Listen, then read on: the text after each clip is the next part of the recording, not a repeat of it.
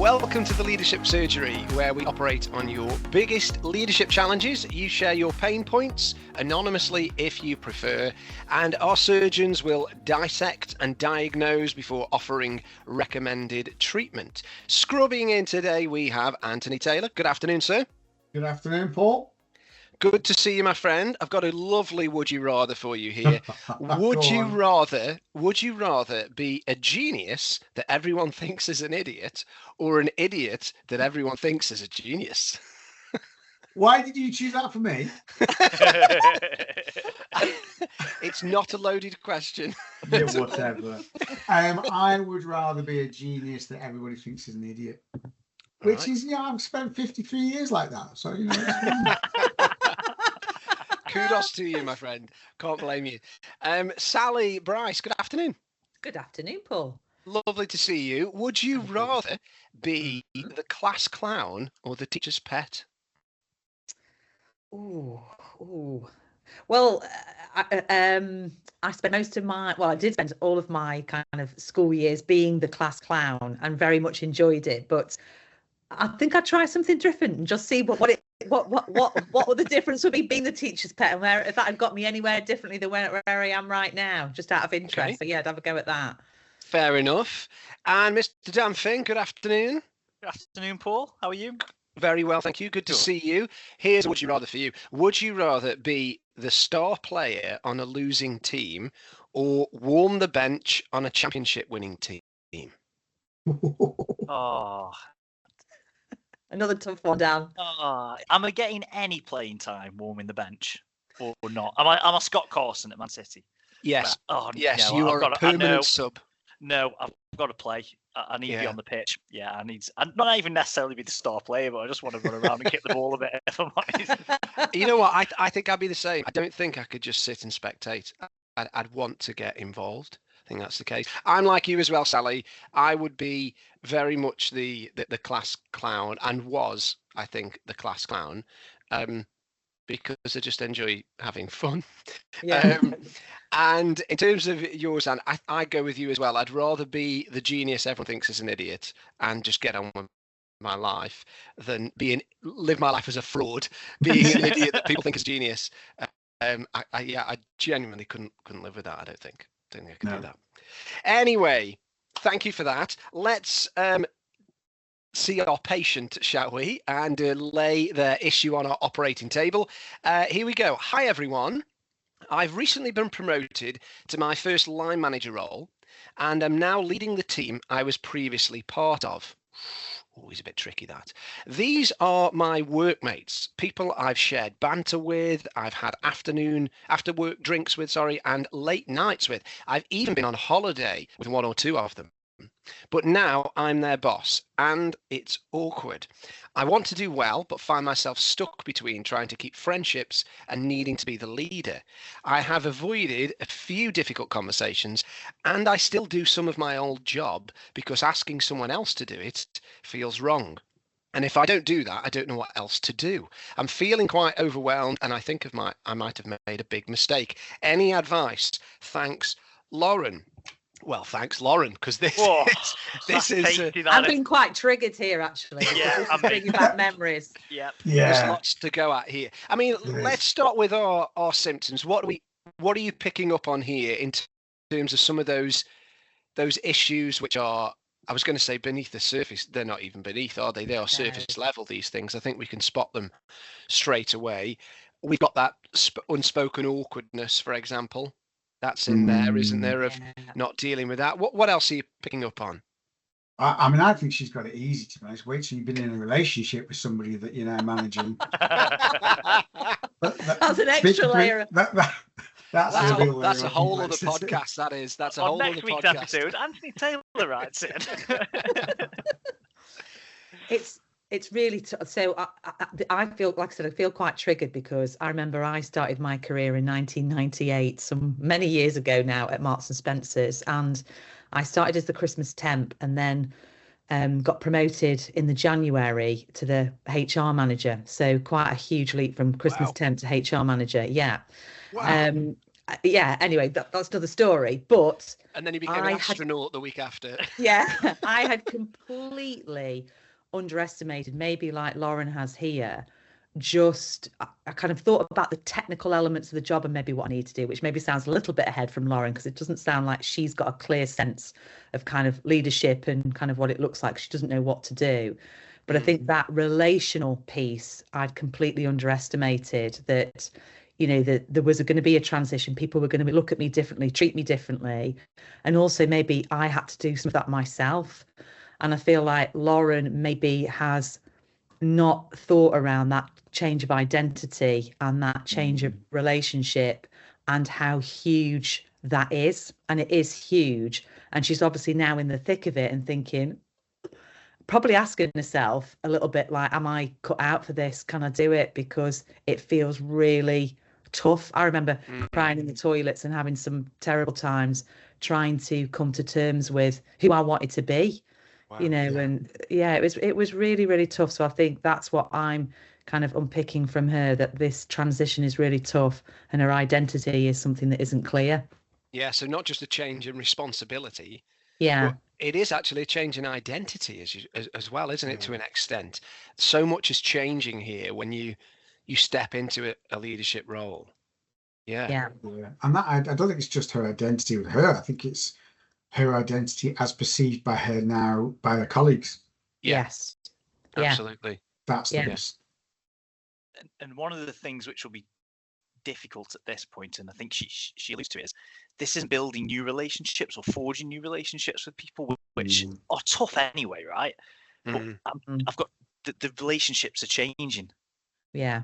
And sometimes that's harder to work through the change of that than actually just starting afresh. Yeah. So, and these are things where she's now reluctant to what did she say? She's reluctant to delegate work and to these people because she doesn't want to almost force her. I'm kind of reading between these lines, but enforce her authority of being able to delegate stuff. Yes. And she needs to be careful, because one of the symptoms further down the line for this is going to be burnout. If she's not able to, she's still going to be picking up her old work as well as managing a team, as well as dealing with this change in her identity and the relationship with her team members. She's just going to be frazzled. Yeah. But one thing I would say is, she says at the beginning in a message to us around, has she made a mistake? And I would say definitely not. So this is probably good. It might be a bit of a baptism of fire at the moment, but again, speaking from experience, and we said at the beginning, it's triggered me a little bit. She'll get through it. She will get through this. It gets easier because one of the things that happens is you, as your workload kind of increases, you have to delegate it. You have to delegate different things. And you have to step away from your day job, and you're no longer the expert in that field. So you have to utilize the team to be those experts. So there's quite a lot going on there. I would just say though, Dan, that sounds great in theory. Yeah. And I know you're right in this, but I remember kind of it, like I say, it's a long time ago now, but I can go straight back to how I was feeling then. And if you don't know how to get yourself out of this, because I think what's not also clear to Lauren is what she should be doing, and then part of that might be avoidance. She might know a little bit and not, but I wonder how much she's been briefed, how well she's been communicated to, what part her line manager is playing in this, because I have seen, and I nearly broke and thought, you know what, this is just too tough. I just don't want to do it. I'd rather go back to kind of what I was doing before. And I've seen other people kind of give up their roles because they haven't got the support or the guidance, or they've not been properly briefed, and they don't understand the transition that's required, and what leadership is. You know, certainly on my programs, we spend quite a bit of time talking about what is modern leadership. You know, what does that look like? Because it's so much more about relationships, about influence, which comes from having strong relationships rather than that command and control style that used to be the case. But so I think that bit she's probably on a knife edge. She could make it through, but she might not if she doesn't have the right support. Yeah, I think you touched on something really important there, Sally, about how organizations, CEOs and senior leaders have to recognize there is a need to communicate to all leaders across your team, organization, whatever it might be, around what your expectation of leadership is, because you can go onto Google and ask, what is leadership, and you get billions of results. Everyone's got a different slant on it. What you need is clarity on, what do we think it is? What does it look like here in our place? And I think sometimes that's not very clear, and that's why you get a real disparity around the practice of leadership, which is unhelpful. So that is definitely a necessity. That said, I would probably argue, slightly in opposition to that, actually, your CEOs, your senior leaders, even if you've not communicated what your expectation of leadership is, you're already communicating it. Because whatever you're doing day in, day out, people are observing, picking up on, and then many will just start to practice that as well. So there's a real mirror here about what you do. But I know that's slightly off topic from what Lauren's raised here. There's this big issue around respect and favour, I think, trying to balance that. And we've all probably been there when we've led teams at one time or another. It's hard, isn't it? Because you do want to be liked. You don't want to be hated and disliked. You want to build relationship, connection with people. But at the same time, you want to be able to be respected. And even if it's not authoritative, you want to be able to be recognized as the individual who does ultimately have the final say in the room or on particular issues if necessary. But that's, and you've got experience of that. It's tricky, isn't it, when you've been in the team to then start to lead them? I mean, that shift in particular is. It's a really tough ask for anybody. You've got, like Tal's talked about identity, struggling with your kind of new identity, where do I fit and so on. I think Tal made a good point about the different types of power. I talk about it in the book about using influence, not role power. So now she's got role power because she's the manager. But you really want to use that lightly. I think for me, this comes down to having a really upfront adult conversation with the team about new boundaries. And as soon as you can have and establish some new respectful boundaries about, okay, this is where we are, this is how, and just have that conversation with people about, I see lots of people go wrong where they try to still be a friend. And the reality is that's changed. And if it's not for her, then she needs to do something different. I would be I give herself time to do that, but more quickly she can establish some of the new boundaries, the better. Yeah. Sal? I was just going to say, in terms of what you said, Paul, about the bit about being liked, I think that's, again, a topic of conversation that comes up so much with people because, we're built for community and connection, aren't we? So we don't want to be ostracized or not liked, However, when you're in a leadership role, there are sometimes you're going to have to make uncomfortable or tough decisions. So you won't always be in favour. I think where I've got to over my career, and it's taken some time, is that I'd rather be seen as consistent in terms of my behaviours and how I show up. I'd rather be respected in terms of, Sally will try and do things in a fair way. The way that I communicate people, the way that I treat people. But I know that I won't always be liked. But as long as I can look myself in the mirror and I understand my intent and what I'm trying to do, and I do my best to explain that to people so they understand, that for me has led to me feeling okay and others feeling okay.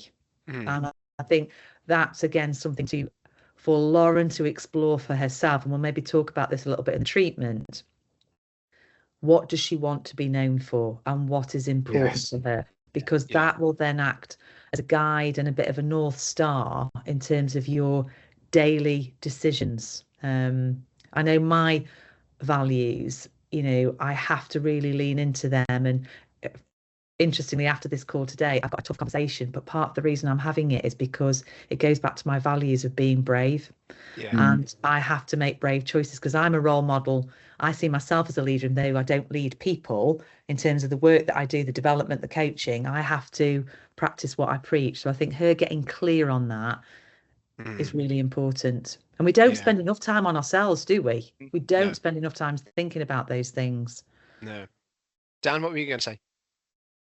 It was getting back to Anne's point around, it was only a small note around that conversation needs to happen really quick, not just for her sake, but also for a team's sake. Yeah. Because they could be inadvertently just crossing those boundaries without knowing. Yeah. And when potentially they're called up on it without having that conversation, it's like, well, hold on, I've been able to do this for the past 4 months. Why has something changed now?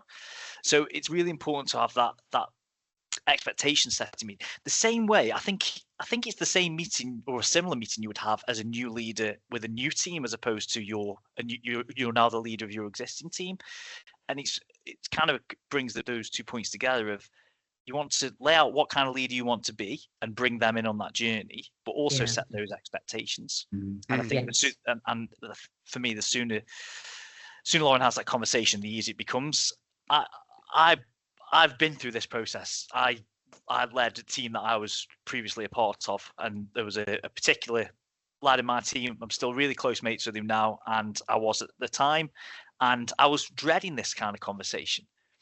But I was quite lucky in the sense that he was professional, and that makes the difference. Whereas if that person in your team is able to, if you're close to them anyway, they'll understand what you're going through, because you can almost open up to them still as a friend, and explain to them, this is the problem I've got. I need some help with this, and I need you to help me. And what I need from you to help me through this is, I need you to understand that sometimes I can still be your friend and I can still be your mate, but sometimes I've got to put my manager's hat on.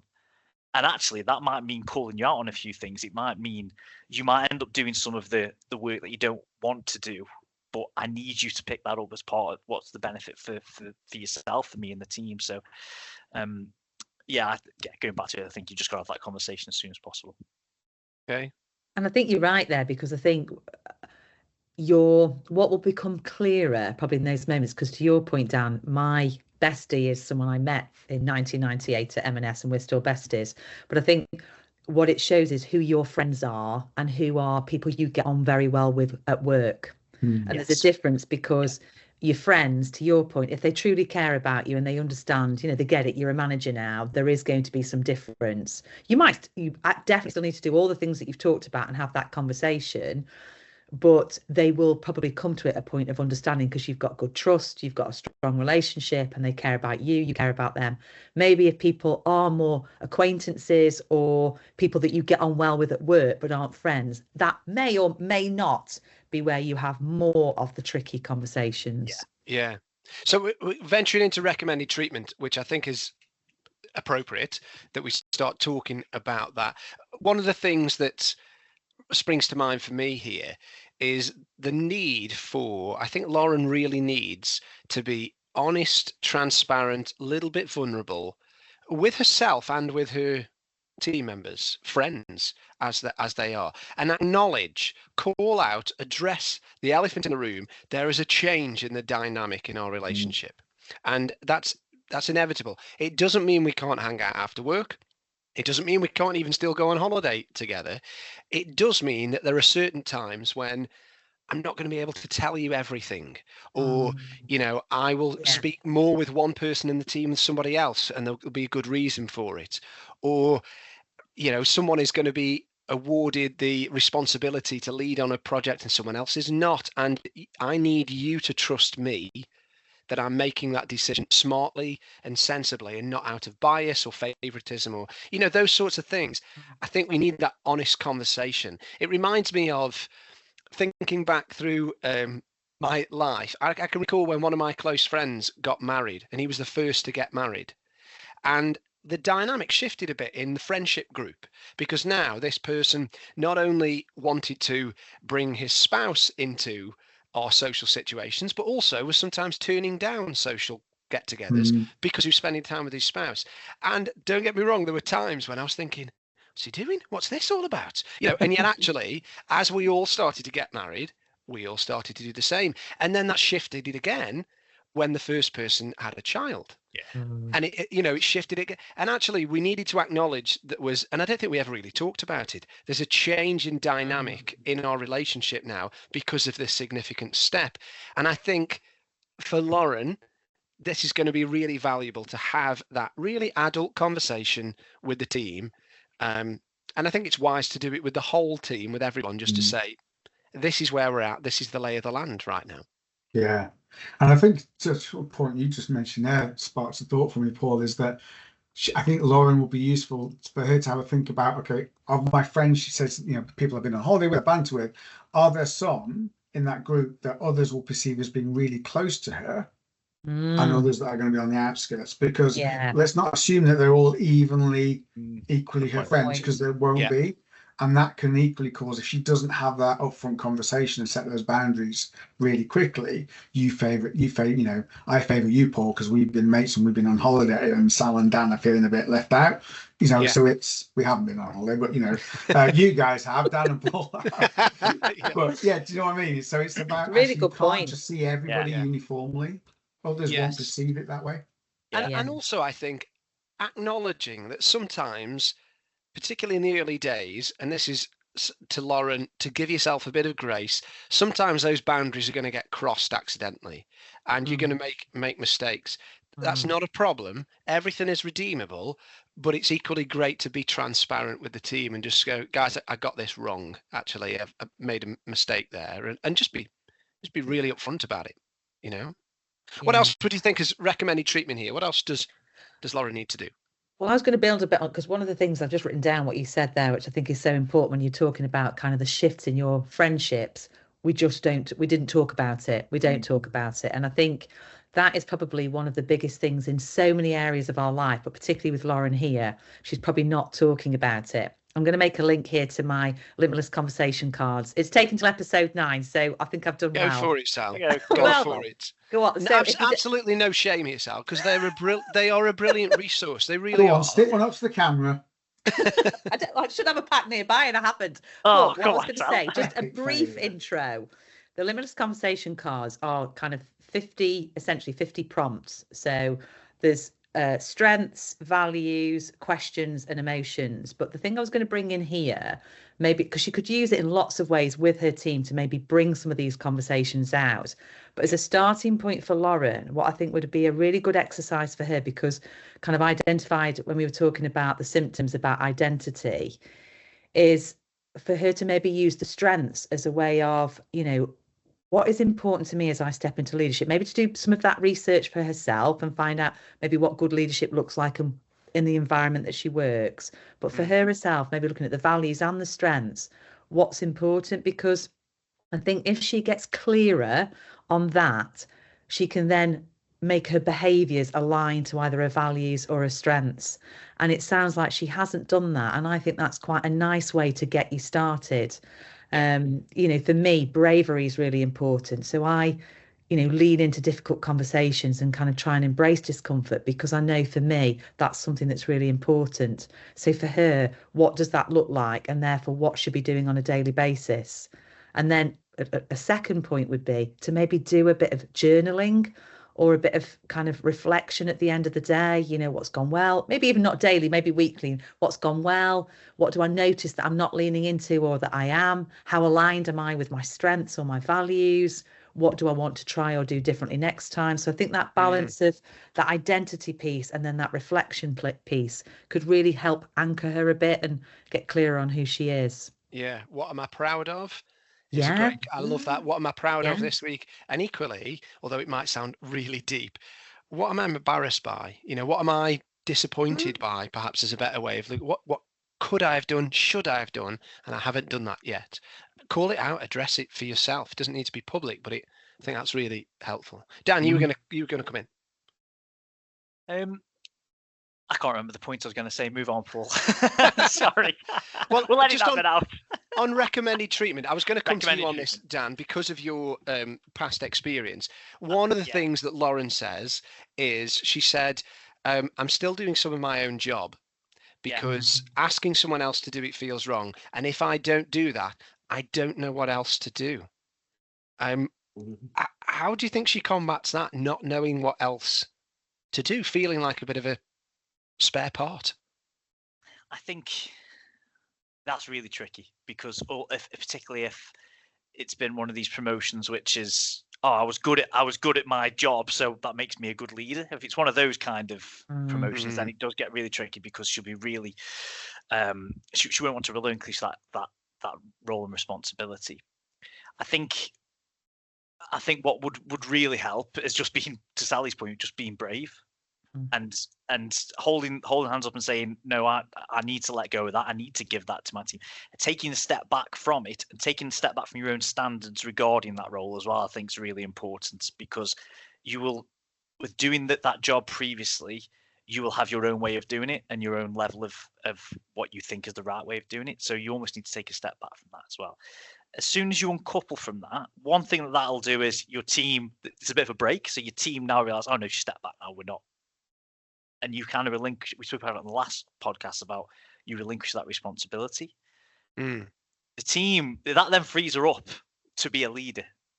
And then what will start happening is the things that we need to do as leaders on a day-to-day basis everywhere, which is, right, I need to catch up with my team to make sure, do they need support with me, with their stakeholders? Do they need any growth, any development? Do I just need to have a conversation with them about how they're feeling and how they're performing? Those tasks, which, I mean, we did a podcast I think it was one of the first ones when we spoke about imposter syndrome, but those tasks are sometimes the hardest things to do, but you get into the rhythm of it, and then you start understanding, this is what I should be doing as a leader. It's not that day-to-day bit of work, it's the caring for my team and leading my team. So tricky one, but I think that's how I combat it. And I think don't do this stuff on your own. And making an assumption here, where's her line manager in all of this? Is Lauren too scared to say I'm struggling and hasn't opened up to her boss? And if you are, Lauren, you should, because a great boss will help you navigate some of this stuff and will understand that it's tricky trying to kind of make that transition and be clear about what's expected of you. But also there are other people around you that I'm sure you can draw on. So, don't do all of this on your own. But I know, again, maybe a little bit like you've alluded to, Dan, a bit of imposter syndrome might be and think, God, if I say anything to anybody, or if I say I'm struggling, well, they think I'm not able to do the job, or maybe I'm not able to do the job. Maybe this is a sign that I can't. So I think, again, it becomes tricky. So who you surround yourself is really important. What about preventative care? So anyone that's listening who's thinking, I don't want to end up in that situation, what can you do to avoid, if you can see a promotion is on the horizon, for example, and you're going to be front runner for it, but you're going to have to lead the team that you're a part of. Is there anything that people in that situation need to be aware of, action they could possibly take here and now? Make a massive mistake so you don't get promoted. Don't do it. Don't do it. No, I think if they are really your friends and not just work colleagues, but back to Sally's point, is you can be having this conversation with them already around, I'm thinking of going for this role. How do you think that will affect our dynamics? Do you think we'd be able to work together in that environment? I mean, that could then open another conversation. Your friends say, no, I don't think we could. So then at least and you can go from there. But I think you can start having conversations with your peers at that point. You never know, they might be going for the same job as well. That'll make it a bit more tasty. So I think if you've seen a promotion you want to go for and it's running that team, then I think the earlier conversation, the better.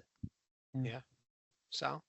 I think we need to get better at prepping people before they go into these roles, and being more honest about the emotional side of leadership and provide some coaching and support. Because I think if people, like you say, I think we've alluded to kind of somewhere in our conversation that people might be technically strong and then get promoted because they maybe that's the next step to be a manager. But I think HR teams and line managers need to think about how they help people step up and not wait for people to drown or put the wrong person in the wrong place before they identify something isn't right, and acknowledge that it probably will be quite it is acknowledge the transition and the difficulty, so it normalizes it a bit more. I mean, and you've talked a lot in the past conversations with me and with others, and things you've put on the socials as well about accidental leaders, seeing how many people fall into this role. You've really got to consider about why you want to lead, haven't you? Yeah, I think so. It is understanding that, some people talk about two types of people. It was Phil Jones, who's the CEO of Brother UK, described this to me years ago. He said, you guys don't want to go on a travel later. They want to come in, do a job and go home. And that's great. Every business needs those. But then there are those that want to progress. So it's understanding, are you one of those people that wants to progress? In which case, do some of the things we've talked about on this podcast. Or are you not? And if you're not, be okay with that.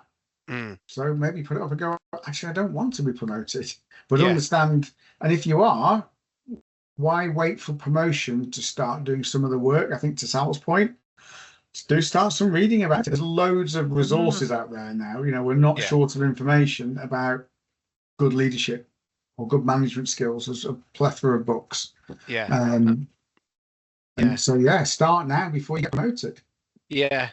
Considering why you want to lead. Why you want to lead and maybe some of the challenges and you've got to do it for the right reasons, haven't you? I think it's great wanting to progress your career, and a leadership role, the line management of others may be the next step, and that's okay. However, if you're looking to step into that because you think it gives you more control or just puts you in the spotlight or even just earns you more money, I think they're really poor reasons to go into a leadership role because of, as we've talked about already, there's significant fundamental change that takes place when you step into it being a leader. It's a very different skill set, and you've got to get the best out of others. You've probably been used to being an individual contributor and then getting the best from yourself, and probably you're a star performer, but that shift is huge. I suppose the nature of the conversation, we focused on the fact that it is really challenging and it's really hard. If you work at it and you get it right, it's also fantastic and brilliant and rewarding and fun and all. There's lots of great things, but I think you make some great points around, is this really what you want? Ask yourself that question and prepare for it, because then you'll be better armed than just falling into that accidental leadership thing. Is a great way of describing it. You don't want to be in that position in any role, in any job, in any relationship, in anything in life. Don't make anything accidental. But I think that's a nice to have, is in terms of thinking, I'm not going to do that. I'm not going to go for that promotion and that money because leadership is not what I want to do. The reality is most people, if they're going to get a pay rise, they're going to go get offered that. They're going to do that job. I've just come off a call with somebody struggling with that. Not him being promoted, but other people who are unsuited with their current mindset to being leaders, have been promoted to be leadership. So it's if you are going to do it, I think at least try and be the best version of yourself. So stitching up then, what are we suggesting? Let's summarize.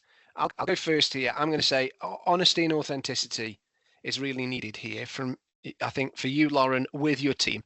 Let's have that adult conversation, lay it on the table, address the elephant in the room, all those other metaphors you can think of. Let's talk about it and recognize there's been a change in the dynamic of our relationship, and how do we move forward together? That's going to be my point. What do you think, Dan? What's your point? A bit of trust in yourself and your own ability.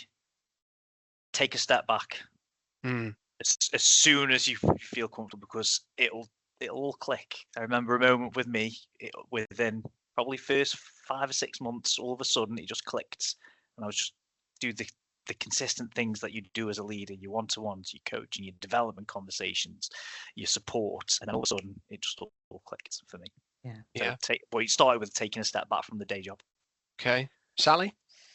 I think I go back to what I said, self-awareness, take the time to reflect, look at the patterns, look at the things that are getting in your way, and make small steps to get over them, and then focus on your identity. What's really important? What do you want to be known for, and what are you doing on a daily basis to align with that? Okay. And Ant, what about you? I think it sort of leans into some of what a lot of you have said. I would say be very clear, very quickly about your boundaries and expectations. Reset those. So that involves, I think, a lot of what you guys have talked about, and convey those to the team. Brilliant. Have those upfront conversations. Lovely. I think that's about all we've got time for. Thank you, everyone, for partaking in that. Another great discussion. And thank you, Lauren, for submitting the challenge. I hope that's been helpful to you and to anyone else.